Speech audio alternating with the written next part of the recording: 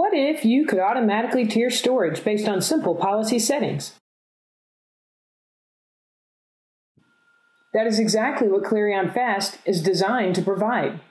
You see here the standard Create Storage Pool window, but what's new is the fact that you can now have multiple drive types in a given storage pool, specifically for this pool, Flash, Fiber Channel, and SATA. And what this enables is that all of the LUNs now created in that pool will be tiered across those different drive types. So once I've created my storage pool, I have enabled fully automated storage tiering for all of the data that will reside in that pool. So here's the pool that I just created with the mixed drive types.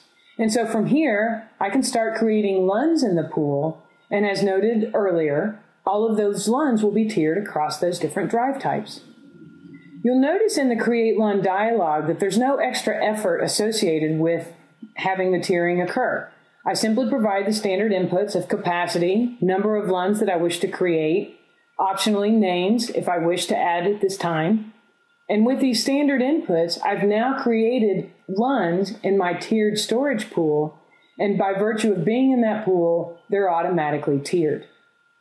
So I have these multiple LUNs. We have set the defaults for tiering as a background operation to reduce the level of effort for the storage administrator, but I now have multiple LUNs in my storage pool that are able to immediately take advantage of fully automated storage tiering. I see here my mixed pool and the LUNs. So I've emphasized that we will automate as many of the tiering settings as possible to simplify administration for the user. But now let's look at some of the tiering details to better understand the product. I go into the LUN properties, and when I go to the tiering tab, I will be able to see the tier distribution per LUN. I'll also be able to see the various tiering policies that are available. Auto tier is the default, as we mentioned earlier, but the user may wish to override that setting for particular LUNs in their environment. So that's at the LUN level. Now we'll look at the pool level. So I go to the pool properties. Likewise, I go to the tiering tab. And as we saw at the LUN level, I can see the tier distribution at the pool level.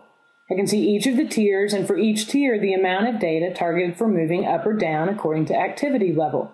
Where moving down would be for less active data, moving up would be for more active data. I can also see for each tier how much of that tier is currently being used. You see here an aggregate for the total amount of data to move up or down within the pool, and a selection for whether or not that movement occurs according to the automated scheduler or is manually invoked. The Relocation Scheduler is an important component of what makes this a fully automated storage tiering product. It provides the user an easy default way to ensure that relocations are occurring without requiring any manual intervention, while at the same time allowing the user to supply additional settings if desired. For instance, the user can define the relocation rate, the user can define which days the relocations occur, and even define the time periods on each of those days during which the relocations occur. So the main point here is, as with many of the other FAST settings, there are defaults in place to simplify the administrative management effort, but still allowing the user to override those defaults to be able to exercise more control where needed. It should be noted that independent of the scheduler, the user can manually invoke relocations on any pool at any given time.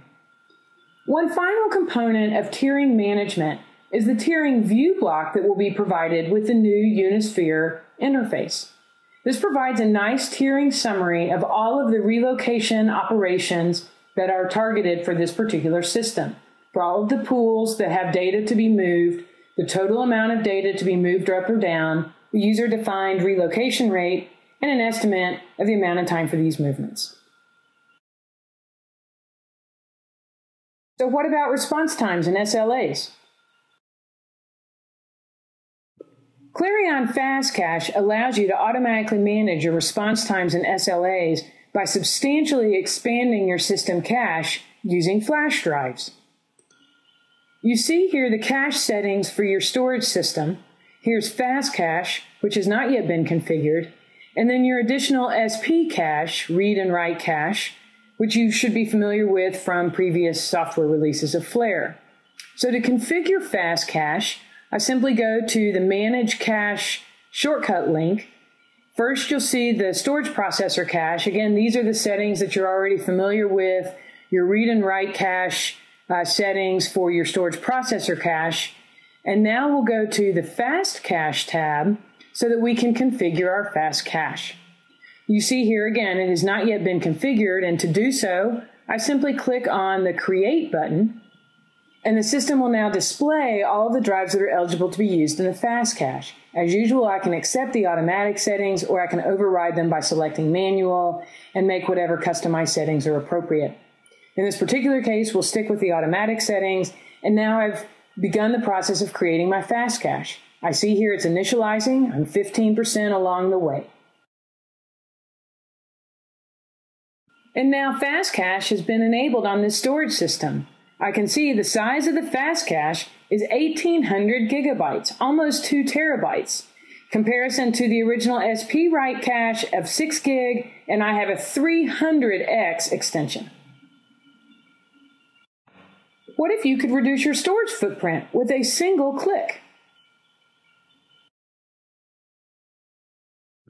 I see here a problem that's somewhat common to many storage administrators.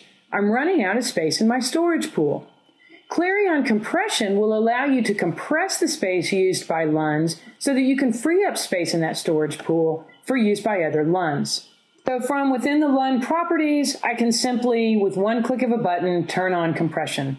As usual, there are additional optional settings if I wish to set those, but this is not a requirement, and therefore with a simple click of a button, I've now enabled compression on this LUN.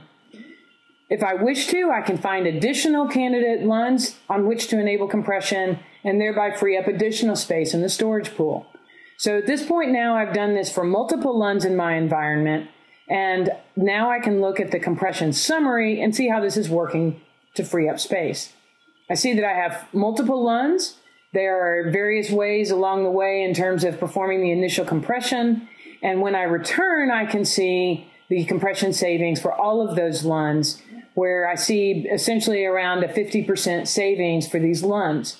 Mileage may vary depending on the different file types contained in the LUNs, but you can see here that now you've freed up some space used by those LUNs, and most importantly, I've now freed up space in the pool that now can be used by other storage in that pool.